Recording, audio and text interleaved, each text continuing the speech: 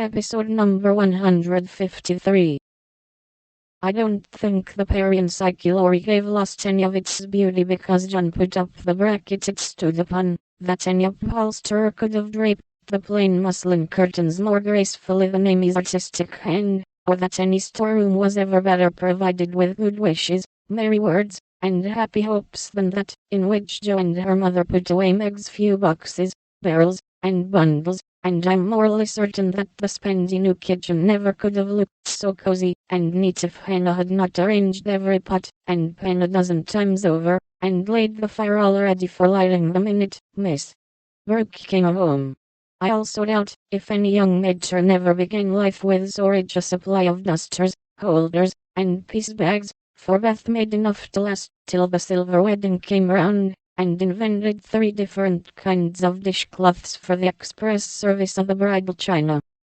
People who hire all these things done for them never know what they lose, for the homeliest tasks get beautified if loving hands do them, and Meg found so many proofs of this that everything in her small nest, from the kitchen roller to the silver vase on her parlor table, was eloquent of home love and tender forethought.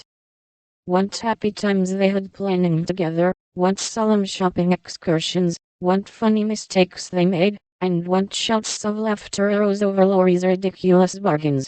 In his love of jokes, this young gentleman, though nearly through college, was as much of a boy as ever.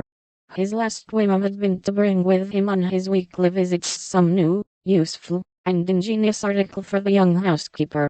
Now a bag of remarkable clothespins, next a wonderful nutmeg grater, which fell to pieces at the first trial, a knife cleaner that spoiled all the knives, or a sweeper that picked the nap neatly off the carpet and left the dirt, labor-saving soap that took the skin off one's hands, infallible cements, which stuck firmly to nothing but the fingers of a deluded buyer, and every kind of tinware, from a toy savings bank for odd pennies, to a wonderful boiler, which would wash articles in its own steam with every prospect of exploding in the process.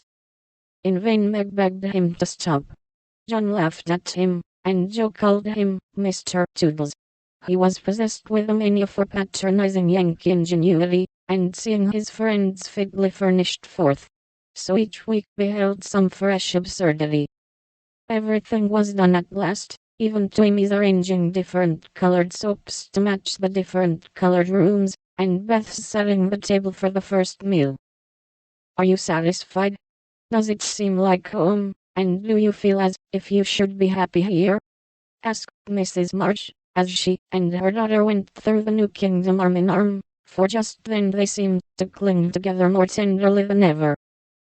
Yes, mother, perfectly satisfied, thanks to you all, and so happy that I can't talk about it, with a look that was far better than words. If she only had a servant or 2 it would be all right, said Amy, coming out of the parlor, where she had been trying to decide whether the bronze Mercury looked best on the whatnot or the mantelpiece. Mother and I have talked that over, and I have made up my mind to try her way first. There will be so little to do that with Laurie to run my errands and help me here and there, I shall only have enough work to keep me from getting lazy or homesick, answered Meg tranquilly.